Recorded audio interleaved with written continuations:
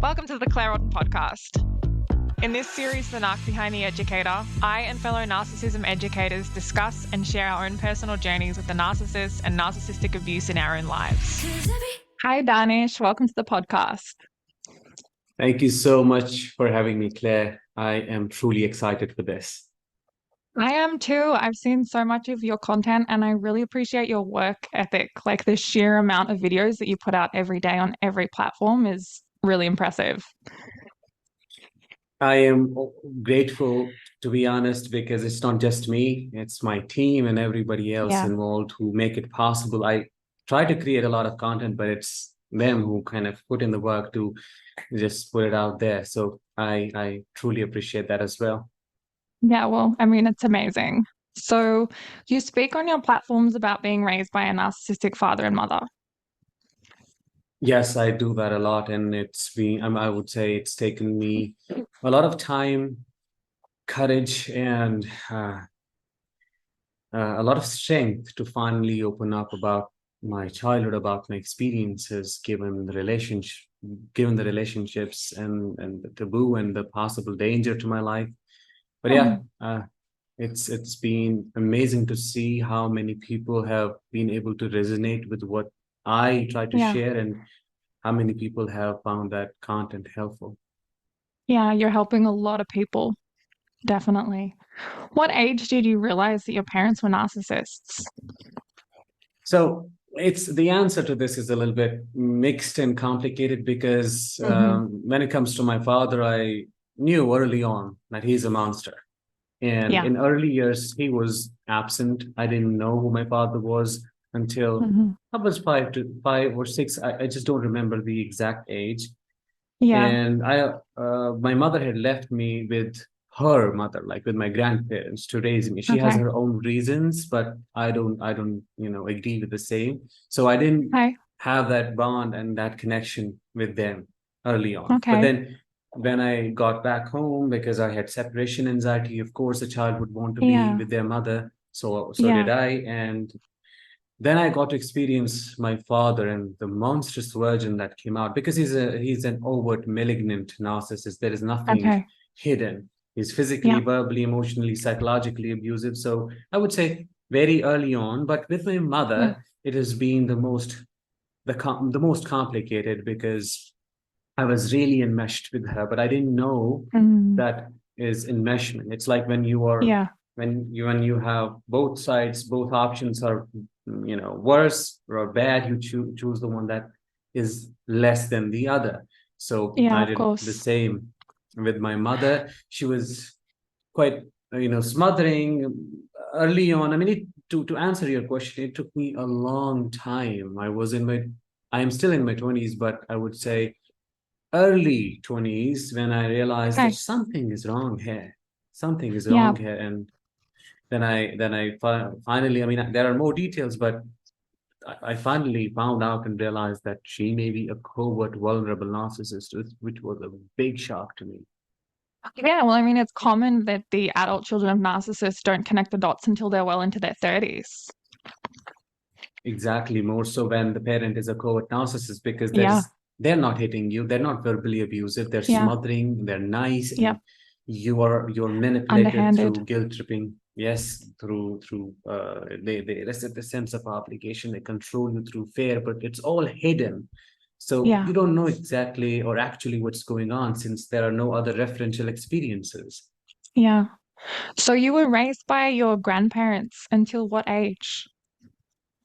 Until I was in 4th, 5th standard. I just 7, 8, 9. I just don't exactly remember the age, but I just remember that finally towards the end of it, I was crying all the time. Take me back to my mother. I want to be with her, and so on. But yes, it was like I don't remember being held, being fed, or I was never, I never had the opportunity to be breastfed, and it was my aunt that I remember I was raised by. She used to take care of me, and she used to be there more than my mother. My mother would occasionally visit me, and that's it. Wow. Did you have siblings? I do have a sister. Okay. Is she older or younger? She is younger. Okay. So, what were some of the ways that your narcissistic parents' behavior manifested once you moved back in with them?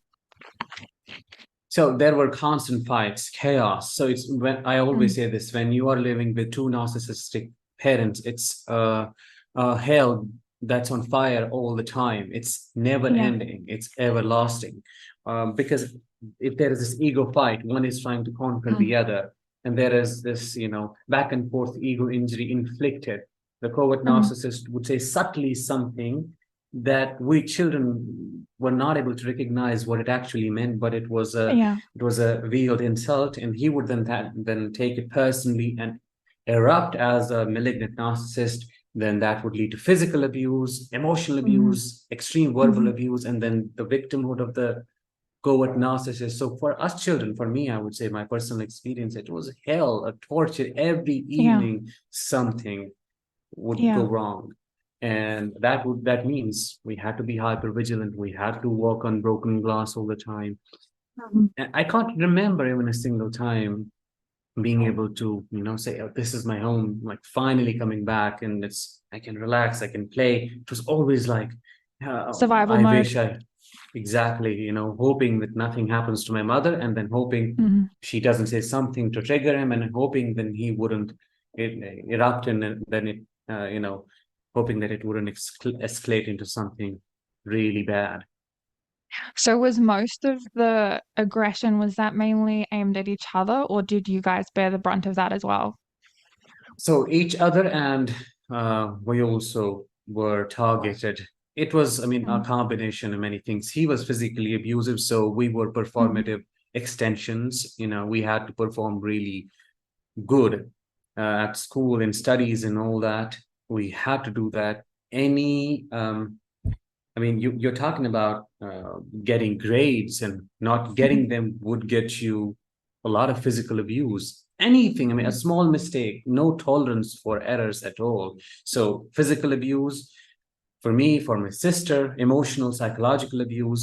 It was Mhm. directed at each other. With my father, it was direct, as I said, but with my mother, it was subtle. Like I would feel guilt tripped, I would feel ashamed, but I didn't know exactly Mhm. what am I doing wrong here. But I knew it was the feeling. She had me under this visible control. It was like she had installed these buttons in me. She knew how to push them and then elicit Yeah. a certain behavior to make me more compliant, to give in. There was no Yep. possibility for me to have any personal choices or separate identity. Having that said, it was a combination of so many things, and abuse was directed at us, at me, from both sides, but manifested differently. Was your mother your refuge at all? Did she kind of overlean on you? Like, tell me more about that dynamic. That has been the most complicated aspect of it, because early on it felt Yeah. like she was the refuge, because it's Mm. very hard for me to even comprehend. Now she can cry at will, she can make it seem like she wants the best for you, she is your Mm. savior, she loves you so much. So she would early on try to cry and try to make it all about how she is suffering because of our pain and what we have to go through. But she would never think, rather act on what she would always say: I want to leave, I want to do this, I want to do that. But it Yeah. never she never acted upon those words. But Yep. later on, this is where it gets interesting. Early on, it felt like she was our savior, we were all in this together, suffering together. But then Mm. later, when I grew older, and I had the physical strength to take a stand against my father and stop him, that is when it got interesting, because she, quite shockingly and surprisingly, started taking his side and justifying his behavior. And once I Wow. remember one of the last fights that I had with him over the same thing, the physical and verbal abuse. She forced me to beg for his forgiveness. I mean, to apologize for no fault of mine. And that Wow. was like the biggest betrayal ever. Like, Yeah. what the hell? You wanted me, because Yeah. she was always like, nobody's taking a stand for me. Always as poisoning. I mean, the things she Yeah. was saying were not wrong, but always like, you have to, he's your biggest enemy. But then when I took a stand, when I was like giving a pushback, instead of saying, finally, we can now create some boundaries, I was demonized, I was villainized, I became an outcast, more so when I established no contact. And she did not talk about how much we had to go through because of our father. That used to be the story. Narrative changed. It was more like how I abandoned my parents, how I abandoned my Wow. father, and how I Yep. had no contact. And then she kind of, it felt like she was the refuge, she was the defender, but then no, she wasn't. Yeah. That must have been so traumatic to go through and so confusing at such a young age. Exactly, exactly. I would say it was more traumatic during the phase of realization that it was all a lie with my mother as well. She is not Yeah. who I thought or perceived her to be. Yeah. And all of that was nothing but a facade. She knows what to say, how to say it. She can even change the tonality, the behavior. She would cry, as I said. Mm. She can cry at Mm. will, which is still shocking to me, to know exactly how to fool you into thinking she is the best mother you could ever have. But then Yeah. there is this subtle hidden grandiosity, Yeah. entitlement, and all the traits of narcissism you know of. Yeah. Well, it's no wonder that you have such an incredible understanding of this disorder with the parents that you've had and the experience that you've had. How did this affect your friendships growing up? Um, See, the I always say the impact of growing up in such a disrupted, dysfunctional family is Yeah. always complex and complicated. You know, growing up in such an environment gives you complex trauma. So Yeah. that impacts your social functioning as Of well. I course. Yeah. hardly had any friends. I was the guy who would always want to hide because I was stuck in a freeze response, fight, flight, or Mm. freeze. I hated attention all the time because attention always meant punishment to me. That was the Yeah. association. So my trauma response was just to shut down. I hardly talked. I was kind of perceived as this weird guy by my Mm. classmates, by my friends. I hardly had any friends. Not that I didn't want to, but I didn't know what to do with Yeah. those relationships, and how to be safe while having friends. And there was a lot of shame as well because there is a history of bullying out of outside of home that happened. But it negatively impacted, I would say, later in my teenage when I started having friends. There was a lot of interference from my father. Mm. It Okay. was like, as I say, this your individuality and the separation from the narcissist false self and the world they create Mm. around it, it's perceived as a threat. So when they perceived I was kind of leaving and moving away, that Yeah. is when they started interrupting, and then the control grew stronger, and Yeah. constant checks and taking away my phone, and I mean a lot Mhm. of things went on in there. None of my friendships or any form of relationships I have had until recently were healthy. They were either with narcissists Mm. or were toxic in one or the other form because I didn't know what else to experience. So they Yeah. influenced my life heavily. Everything was minutely controlled until I Yeah. took it back, and that was their biggest narcissistic injury ever. That would have been a massive narcissistic injury because the independence that you started to show is just, they don't like to lose control. Exactly. So tell me a bit about that. How did you start to break free? So this is quite interesting as well.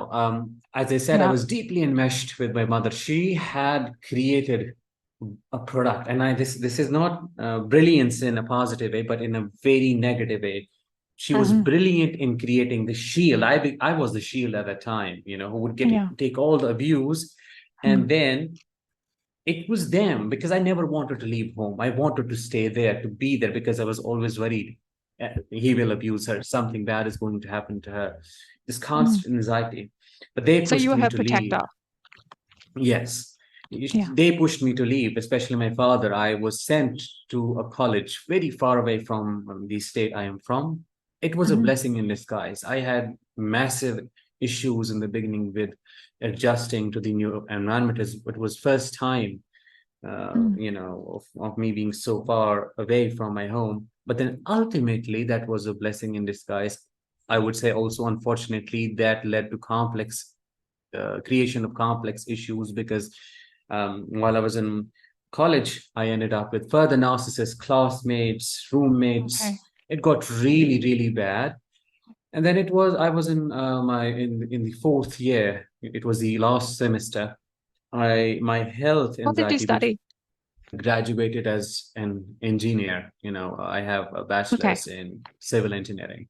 So that at the time, my health anxiety had got worse. That my health issues were the primary manifestation of all the Mm, psychological and somatic trauma I have experienced, throughout my life. So it got to the point, and this might be a little triggering. It got to a point where I thought like I need to end my life because nothing was okay. helping me. I was Yeah. taking help from doctors. They were not able to pinpoint exactly. I had digestive Mm, issues since a very young age, but then it got worse with my bladder issues. I had mhm. psychosomatic symptoms like real pain, but without an organic cause. They were not Yeah. able to help. I was on antidepressants and so on. Nothing was helping with those issues. So I thought, let me end this all because I don't think there is a way out. But again, at that time, I Um, must tell you, I was deeply enmeshed with my mother again. I would think of her before my own pain.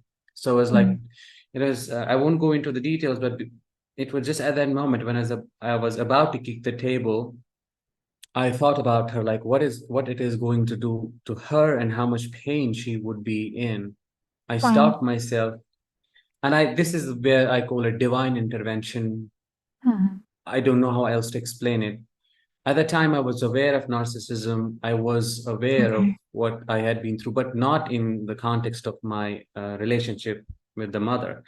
So somebody appeared, somebody as a guide who helped me to understand that there is healing, or there's this Wow. different path, trauma healing, to be very specific, body healing. I connected with him on Facebook, who helped me a lot in learning not only different modalities, but held space for me to stabilize myself so that I could Wow. find a way forward.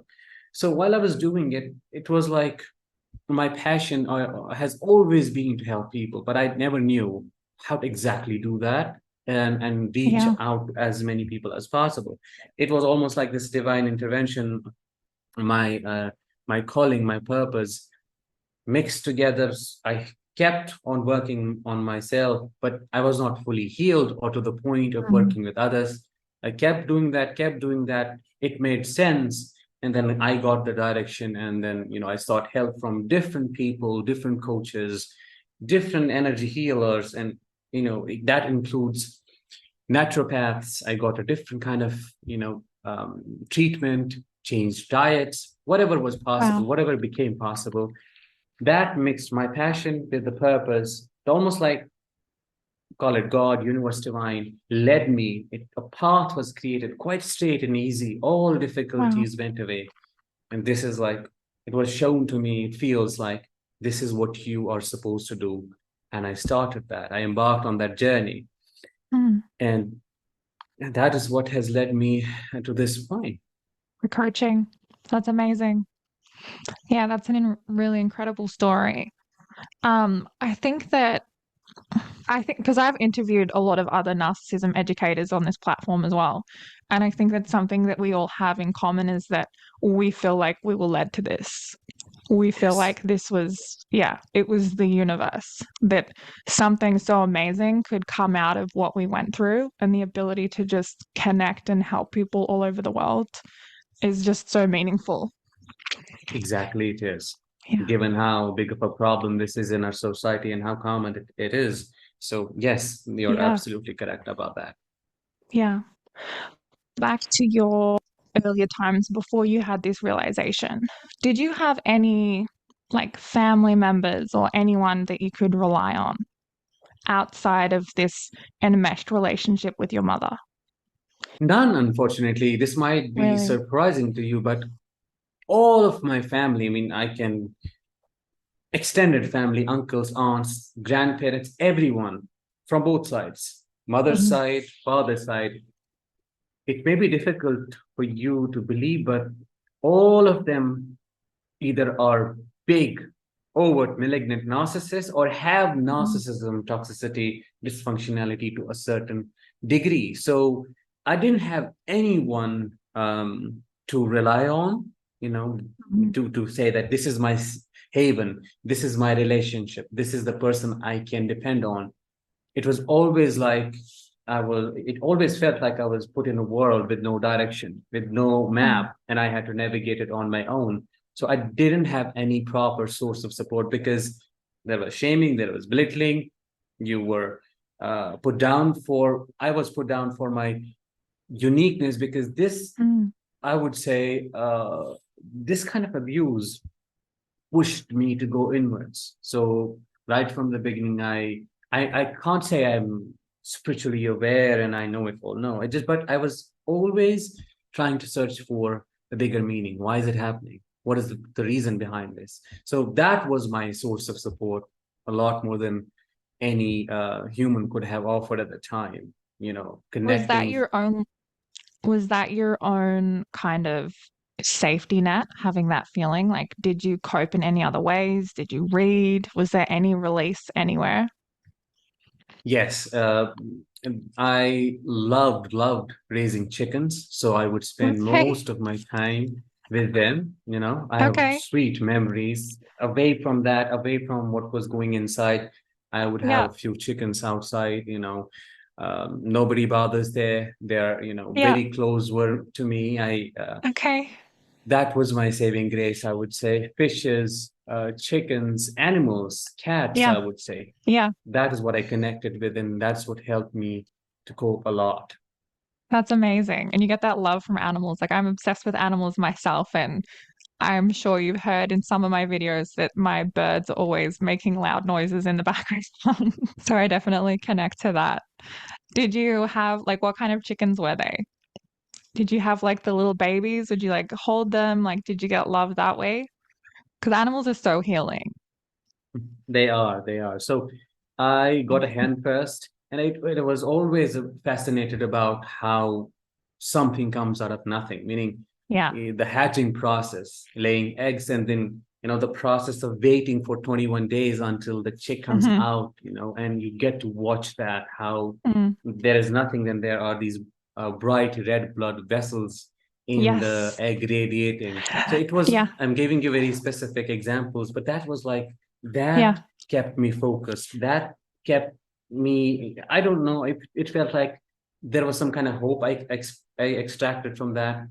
If Yeah. nothing can come out of something, maybe Yeah. I can also get out of this one day. So yes, Mm. hugging as well. They were very Mm. bonded with me always, feeding them. Feeding times Yeah. were the times of getting it out, playing with them, letting them out, watching them eat, Hmm. watching them just do what they do. Yeah. That was like therapy for me at that time, I can say.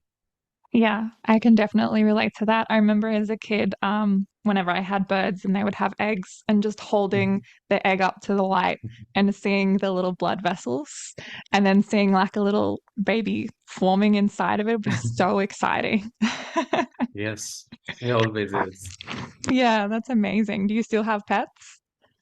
I do have two cats Two now. cats. Okay, nice. I have four birds and two rats. So I actually studied Hindi, so they all have like Hindi names. Wow, that's amazing. That's amazing. Mm. Yeah, so they're called I Dosti, Alu, Kazana, Savi, and Ravi. that's so different. That's but Yeah, amazing at the same time. Wow, wow. yeah. Do you speak Hindi? I don't know where in India you Yes, are. You do? yes. I do. Oh, very cool. Okay, so you had this healing experience. You started going into different healing modalities. You had a healing coach on Facebook that you reached out to. What were the next steps from there? Like, how did you get from there to where you are now with this? You've got this massive presence online. You're helping thousands and thousands of people all over the world. Tell me about the journey. So, when I was introduced to these different healing modalities, I was like, Hmm. wow, where was all of this until now? Like, Why? Yeah. First, I was introduced to trauma-informed hypnosis. So I found that Okay. very reforming and soothing. And Mm-hmm. that led me to finding out that I'm actually interested in psychology. I want to pursue Mm-hmm. this as my career as well, because I had Mm-hmm. studied to become an engineer, which I didn't like. And then that led me to getting trained in various modalities and ultimately Wow. pursuing master's degree in clinical psychology. Okay. So I got trained in various modalities. To begin with, it was CBT, but I found it quite dry. Then I delved into Mm, more energy healing modalities such as okay. EFT, which is called tapping. Then that led Mm-hmm. me to TAT, tapas acupressure technique. Then that led me Mm-hmm. to havening, ultimately Mm-hmm. brain spotting. Then Wow. recently I learned TRE, trauma releasing exercises. And then that many certifications. One of the major one is getting certified as a clinical trauma specialist. You know, the Wow. framework of how you work with actually trauma. Because I had the experience, but then you also need the knowledge of what trauma does to you. How do you approach clients with different Yeah. presentations, and how do you actually help someone heal while Mm, you know being cognizant and mindful of what is coming up for you. So I had to take the training, I had to take the mm-hmm. guidance and supervision, which is something that I have been doing. And when it comes to the presence, establishing myself, it's, as I said, it's not just me. Mm, I call it divine intervention for right reasons, because I had offered so many people to join me in in this venture, like let's do it mm-hmm. together, because I knew that's going to be really helpful. But then I found someone, a friend who eventually then became my business partner. Okay. He showed a lot of interest, as if he recognized the potential in that. At that time, Mm-hmm. I was like, it was nothing. It was just an idea, and I was just doing some, posts on Instagram, posting something here and Mm-hmm. there whenever I could. And he Yeah. truly recognized that, yes, this is something that can lead to Wow. this. And because he had masters in business administration, Okay. marketing and Good team. finance. Mm, So it's like, okay, let's combine this together. Show me the way. He led me, and mm-hmm. I kept doing my thing, offering what I had. He Mm-hmm. actually marketed it, came up with a strategy. Wow. Consistency is the key, and the team, Yeah. then video editors and other people involved. It Wow. has taken a lot of work and team effort to get us here. So you first started out in sort of, was it general trauma healing, and then you kind of went into the narcissistic side? No, I was very right. I was very clear right from the beginning that I need to Okay. do narcissistic abuse. So I started with it Okay. because, as I said, towards the end of it, I was aware of what had happened to me, what it is Mm, called. I needed to actually what they call niche down and focus on that specific thing, which I did, yeah. and I knew right away what I had to focus on. Then Mm, parallelly, I got trained in trauma work, because ultimately, when okay. it comes to healing, information about narcissism is great, but you need to go in there, and for that, you need to know how to do that. Okay. And how did your family react? In, in different ways. When Mm-hmm. back then, when I had not gone full no contact with my parents, and when I used to Mm-hmm. occasionally visit them, my father would always put me down. Still, like, what's this? He would Okay. like, he would shame uh, the word. He would read narcissist in a way that would Mm, shame me. I knew what he was actually doing, but I didn't give him any yeah. response to that. I was in preparation of fully leaving. I only used to go back for my mother, because I didn't know Okay. back then she is the same thing. Mm, Um, so they, in the beginning, didn't react well. They were still, putting me down. What is this? This is a bubble. It's going to burst. Come on, you should wow. do this. You should do that. Didn't care. I was very clear about what I wanted and how to get there.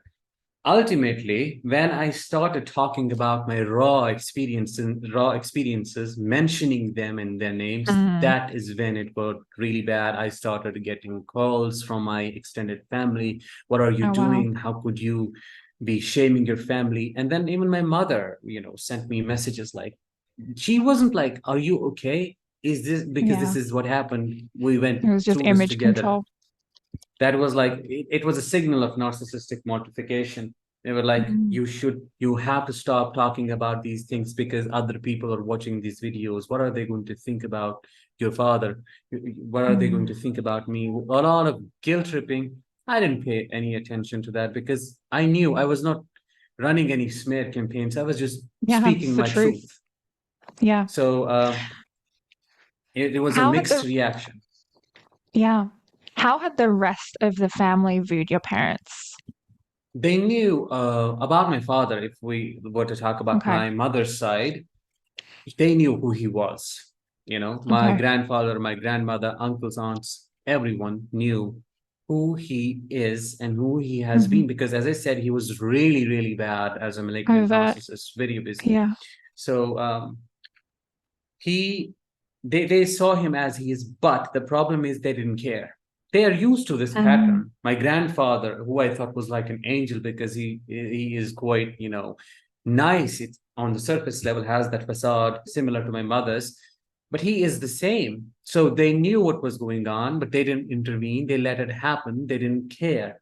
How yeah. they saw my mother was as this eternal victim, because as you know, with covert narcissism, she loves to be seen as the biggest victim in the Yeah. whole room, and that is what the image they have enabled constantly. And there was, I also can say she never got any support from them, but then she loved to get Okay. that supply of, you know, being enabled. From my father's uh, side, family side, my father is the golden child, you know, the one who's Okay. adored by both of his parents, especially his father, who is a true crazy psychopath, worse than my father. Okay. Wow. So they don't see anything wrong with him. They constantly enabled him, even when he was physically abusive, to the point of, you know, killing us, I would say. No response from them. They would always take his side whenever we used to get their help. So they always put him on pedestal. My mother was an enemy to them. Mm-hmm. uh, I mean, a lot of belittling, as you would see in many Indian households. This is like a Okay. cultural thing as well. You know, this is Okay. enabled. There was enmeshment between the father and the son, and then the, Okay. you know, belittling, cornering of the spouse, the partner of the son, that happened. So it was a Okay. mixed, very complicated, mushy relational dynamic that made no sense whatsoever, but was dysfunctional from both sides. Yeah. Okay. So it's quite incredible the way that you have come from this environment, but yet you had the self-confidence and the self-esteem to strive and do what you're doing now. Like you walked into what you're doing with so much confidence and so much capability. Where do you think that came from, I given did, your first of all, environment? First of all, I would say I didn't have any of that. I Really? remember when I got my first client, I was shivering, you know, I was sweating all the Really? time, trying to do it right. So I had a, I had stage fright. You know, I still Mm-hmm. sometimes get anxious, but I was not like this at all, with low self-esteem, because as I Mm-hmm. said, there's history of bullying at school and so on. So Mm. very deeply insecure and unsure of who I am. And then I would get literally, I would freeze whenever an Mm-hmm. opportunity would come up for me to speak or speak before an audience. Then Mm-hmm. eventually, as I tapped into my core self, because I didn't know who I was, I just knew my responses, my trauma responses, and that was my Mm-hmm. identity. Until I discovered and tapped in, like, what do I stand for? What is my identity? Who am I Yeah. authentically without these layers? And that helped me to truly become self-aware and confident, because until then I had tried, you know, this thing and that thing to just Mm-hmm. be more, but it was all surface level. It's only when I went in, this is what I also advise or suggest, that you Mm-hmm. have to go in. When I got in touch with that core, that is like when it all was taken away. And practice. Yeah. Initially I was anxious, then, you know, it got away a little bit more. Yeah. With that came self-confidence, and self-worth Yeah. was ultimately through healing. With Mm. that in combination, helped me to know who I am, as I said. self-concept came from there. So it was not always like this. Time, practice, experience is what got me here. Okay. Wow. That's amazing. And I think you said before that you're in your 20s. Yes, I'm 28. I can't believe how young you are. You have so much like wisdom and maturity, and you've had such a journey. As you might already know, as children of narcissistic parents, we have to grow up really fast. Yeah. We don't have the liberty to be children. I remember, Yeah. it was even really difficult for me to go out and play with other children because the worry Mm, was, no, if I leave even for a second, sky will fall, something really bad would happen, and I won't be there to rescue my mother. That was my yeah. focus. That was my beginning and the end of my life. Nothing outside Yeah. of that. Wow. Yeah, that's incredible. So she really had you in that savior role. She was the ultimate victim. Yes, that is what happens with covert narcissists. It's just the Yeah. family is always split. And when it comes to the roles, about you can be a golden child, a Mm-hmm. scapegoat. Scapegoat. Yeah. So it has been always confusing for me because I was many at the same time, a golden child, Mm-hmm. but at the same time Mm-hmm. scapegoat. So it was never Mm-hmm. consistent. There was no blind enabling, but then there was enabling as well. But then you were a scapegoat. Ultimately, I became the black sheep, and I'm Yeah. grateful that I can I became imagine. one. Yeah. So within narcissistic relationships, with romantic relationships, we have the cycle of love bombing, devaluation, and discard. This also happens in parent-child relationships. Did any of this Yes. manifest with your parents? I imagine it might have happened with your mother. Did that ever happen with your father? No, with my father, it was like the same. Always. Always, yeah. You might have heard about breadcrumbs and how they Yeah. breadcrumb you here and there. I Mm-hmm. don't remember getting any breadcrumbs from him. Mm-hmm. He was a jerk, and he was always like that. The Okay. only difference is like when he would be busy with his work, doing something of his own, and the focus and attention would not be on us as children.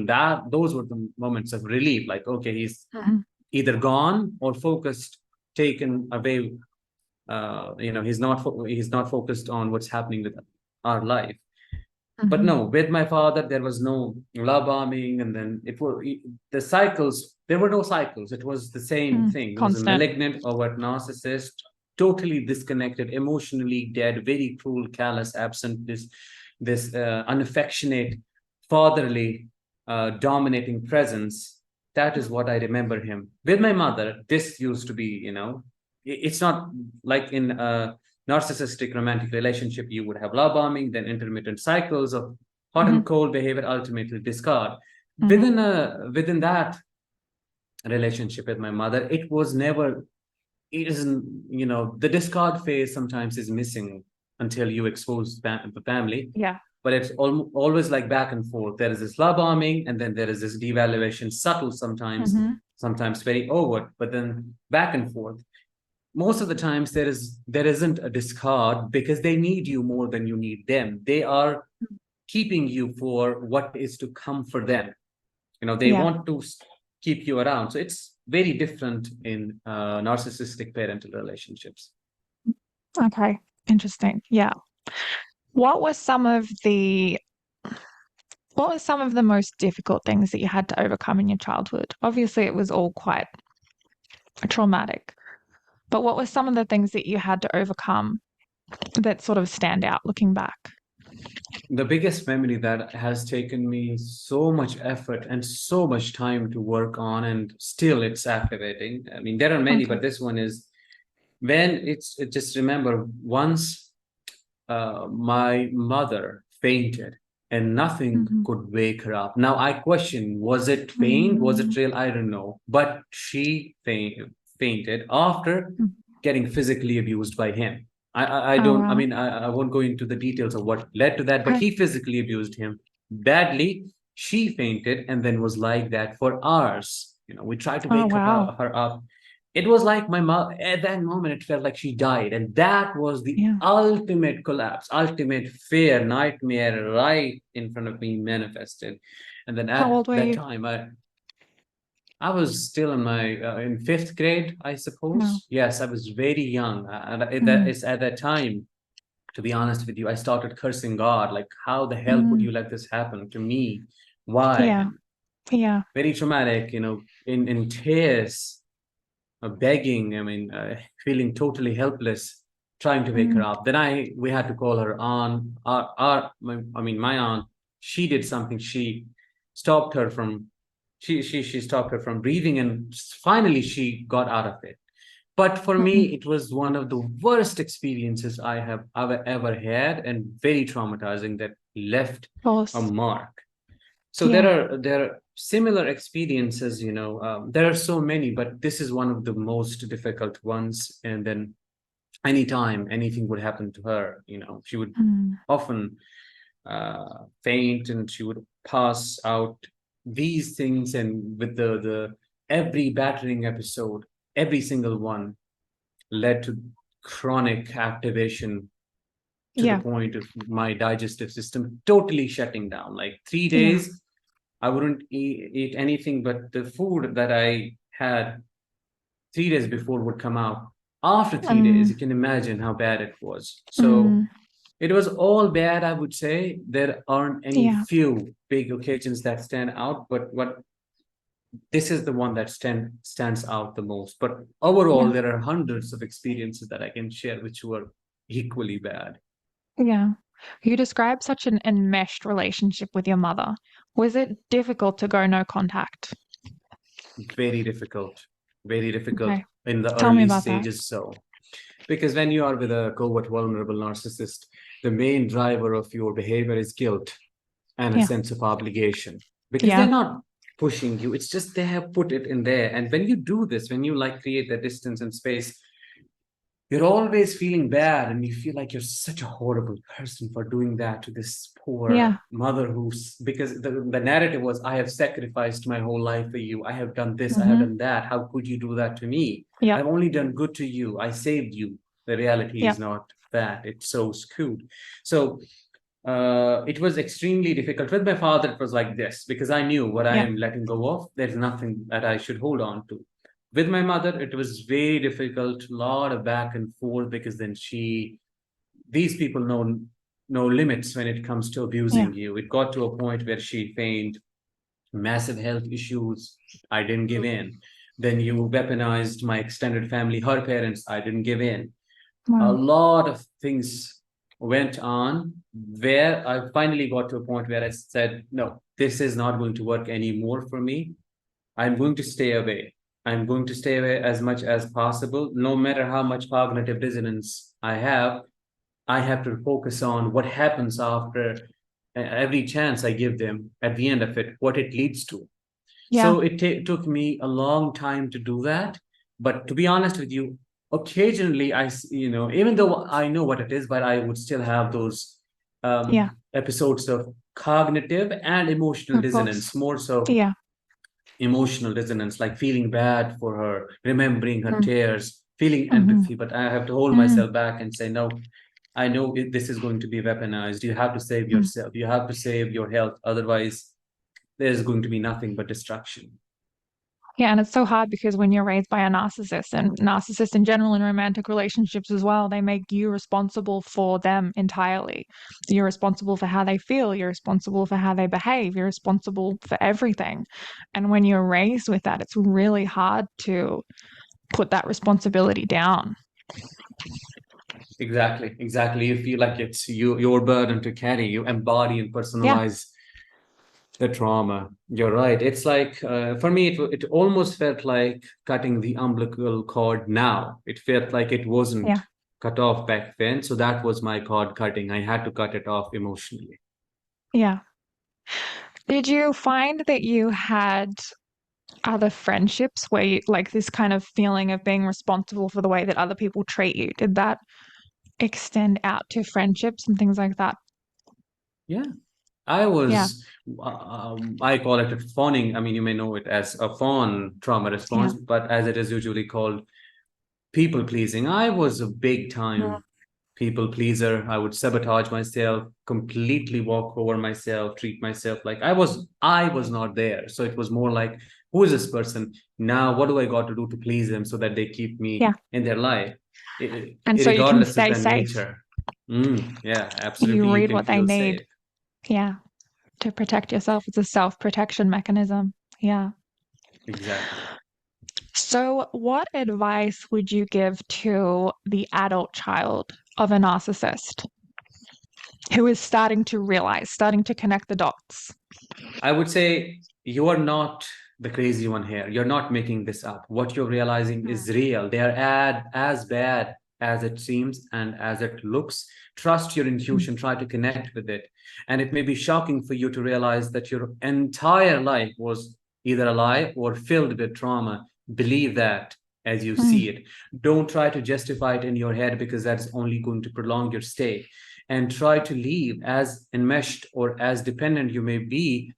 Try to leave, because there's nothing you can ever do to fix them or fix your relationship with them. It's like hitting your head against a wall. You can't get through it. It's just they're destined to be this.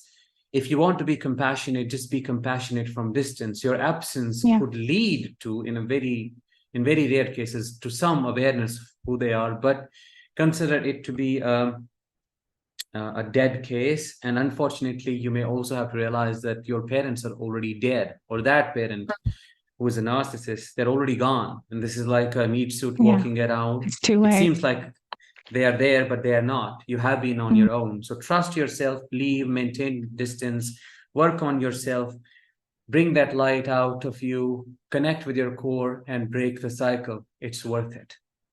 And because I mostly speak about narcissistic abuse in romantic relationships, what advice would you give to someone who's just getting out of a romantic relationship with a narcissist?